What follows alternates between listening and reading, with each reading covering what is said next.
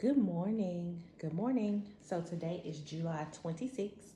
I am giving an update on the seeds that were started on July 20th. So,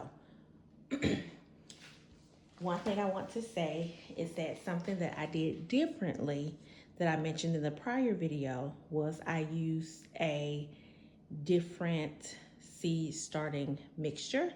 So I got this book from my local library, The Compact Garden. I follow this family on YouTube. I've been following them for a while.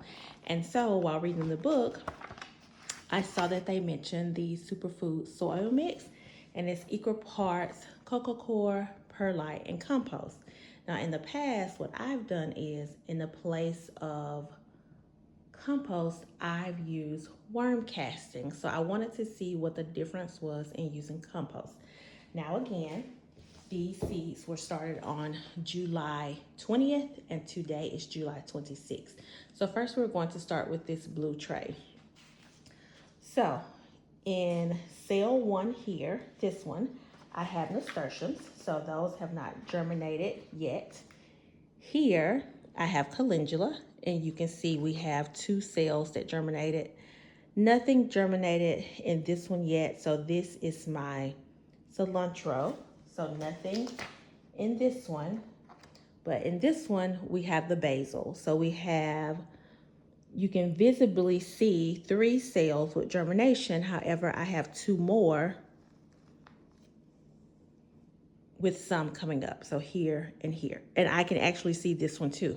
So all 6 cells will germinate. Now in these 2 back ones, I have coneflower. I haven't had success with coneflower in the past, but because I had some extra seed starting mix left over, I decided to try my hand at coneflower again. Now we're gonna turn this around. And so in these pots here, this is a row of watermelon. Here we have a row of cantaloupe, and we have a row of watermelon here. Now, these were all under my grow lights with the humidity domes on top.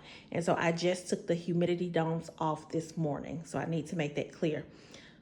So it seems like these are relatively strong, but I'm wondering if I need to push the seedlings down a little bit inside of the pots, because what I've learned in the past is that sometimes when they have like a leggy appearance, that means that they are trying to reach for the light.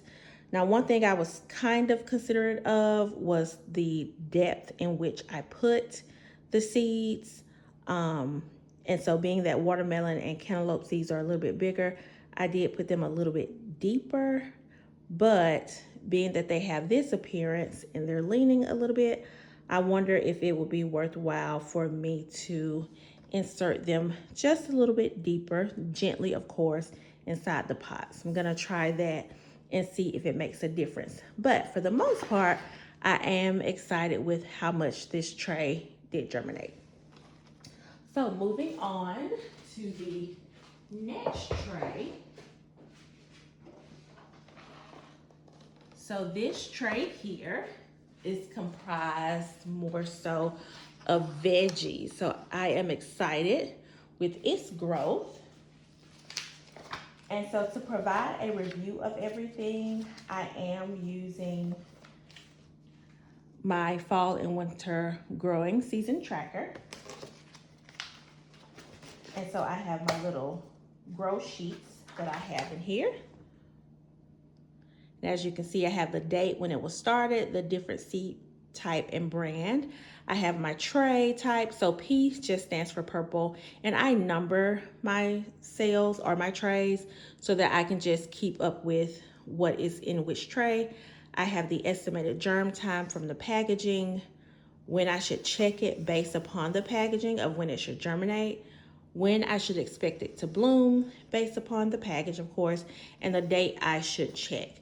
And I'm just excited to say that it seems like majority of everything met its germination time. But we'll know for sure once we look at everything. So in the 6 seed cell trays, 1, 2, 3, and 4, we have different varieties of greens. So that's 1, 2, 3, and 4. So in P1 and 2, we have Georgia collards. So we had germination in all 6 seed cell trays. In 3, we have the turnips, and that's the same outcome. And in 4, we have the Florida mustard. So all of those cells germinated. P5 right here, we have cucumbers. So we can see we have 3 of the 6 germinated. And look at the roots coming out of those cells. That's amazing. Okay, in P6, we have Swiss chard. So we have, looks like 4 of the 6 seed cell trays, and I have to be gentle with these. Okay, so in 7, we have lettuce. So this is the Burpee organic lettuce here. So black seeded Simpson. So that's 7. And then in 8, Fairy Moore's, the Butter Crunch. I don't have much there. I may have 1. And I bumped my camera, that's why it's shaking, or my iPhone. And 9 and 10, we have the Burpee green beans. And so I really don't have to pick this one up, but look at that. Look at the, can you see those roots? Look at those green beans. Beautiful, beautiful. Oh my goodness. And then there is the other tray of green beans there. So those are cell trays 9 and 10. In 11, I have cabbage. And so that is the Fairy Morse brand. Cabbage there. And then in 12, I have the kale. And you probably hear the ice falling from my refrigerator because I am in my kitchen. But this is the kale. And it does have a little bit of a leggy appearance. And so similar to the watermelon and cantaloupe, I may try to bring them down just a little bit more. I can always start, I guess, another batch and plant them a little bit deeper. I did remove them from the humidity dome yesterday. And this is what they look like when I remove them. So usually when seedlings have a leggy appearance, from what I've learned, is they're trying to stretch towards the light. And so, again, they were under the humidity dome. So maybe pushing them down a little bit will make a difference. Maybe not. I may just have to start some more. But I'll decide on how I want to proceed with that. All right, so moving on to the final tray. And we have, this is our flower tray. So again, I am using my tracking sheet here. What I've done in the past also is I've hand drawn some more columns to keep up with watering as well as fertilization. When I was making the tracker, I primarily had put fertilization, but while the seeds are on the inside, I do need to keep up on watering as well. So I'll hand draw some more columns for that. All right, so we will start with 1, 2, 3, and 4. Let's see. So these are these are the American Seed Mixed Colors sunflowers. So 1, 2, 3, and 4 are sunflowers. Okay. So 1, we have the American Seed. Look at those roots. Beautiful. Mixed color sunflower. We have the Fairy Moore's, and I'm Morse does not seem to be working for me with my seeds. So far, it appears that the burpee is working well for me, as well as, let me go back to my veggie tracking. Back to the roots for watermelon and cantaloupe and American seed. As far as veggies, that was primarily burpee. Now the fairy morse for the cucumbers, I did have some good germination with those. I didn't with the butter crunch lettuce, that was fairy morse. With the cabbage, I had a little germination with that and significant germination with the kale, but they were stretching out for the light a good bit like the other ones. But those were fairy morse. All right, so G3 and 4 are the Johnny's Pro Cut. So this is 3. You can see the roots there. And again, when I'm referring to numbers, I label my cells by number. As you can see here, there's a 4 and the G stands for green. These are the roots for these. Okay. And then we have zinnias are in 5, 6, 7, and 8. So we have the Johnnies here. Zinnias, so we have germination in all of those. And then 7 is the fairy morse zinnias. Okay. And then 8 is the American seed zinnias. Okay. And then 9 and 10, we have the American seed French dwarf mixed marigolds. And so nothing from them as of yet, but they can take 10 to 14 days to germinate. So they will go back under the grow light, and I'm just going to give them a little bit more time with the humidity domes.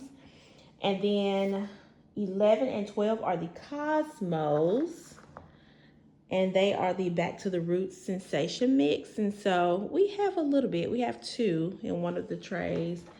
And then in this one, we have, appears to be 1, 2, 3, 4 out of the 6. And so for the, let's see, for the marigolds, I'll put them back under the grow light because it says 10 to 14 days.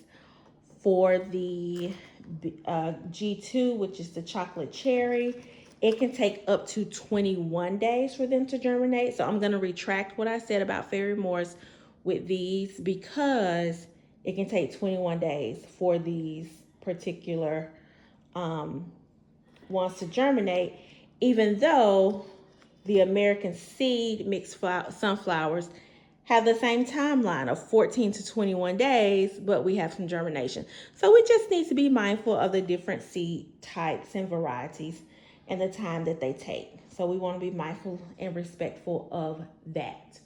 I know that the coneflower that I had mentioned earlier, that they can take some time to germinate. So we'll be mindful of that. And then the other one was that I was concerned about. I'm not really worried about the nasturtiums because the nasturtiums can take 7 to 15 days. And I didn't start them until July 22nd because I had to soak them for, I believe, close to 24 hours. So I'm not really worried about those. And then the other thing was the cilantro. It can take 7 to 10 days. So we're just going to give it a few more days. So whatever has not germinated, we want to give them some more germination time.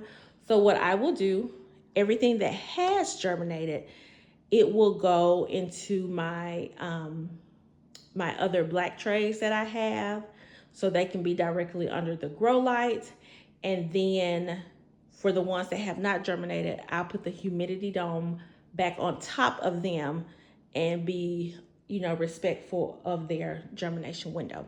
But for the most part, the goal of this video was just to do a check-in to see how everything is looking, because it has been 6 days since we started these seeds. and just to see, you know, the difference between using these superfood soil mix. Now, what I wanted to do was I wanted to compare. Like I wanted to do a comparison set with the superfood mix versus what I normally use with just the cocoa coir, perlite, and worm castings. But I was out of worm castings, and so I was like, okay, we can just continue with the superfood mix and just go from there. But that may be something I consider doing in the future, maybe. Because I've seen such great growth compared to, you know, how I've grown things in the past. This may be my go-to and I may not do a comparison, but we'll see. We'll see. I haven't completely decided on that yet. But this was just an update. So I'm going to go ahead and put these seedlings, the ones that need to be directly under the grow light, and for the ones that need a little bit more growing time, I'm going to put them under the humidity dome. But thank you so much for watching this video. And as always, I will chat with you soon. Bye.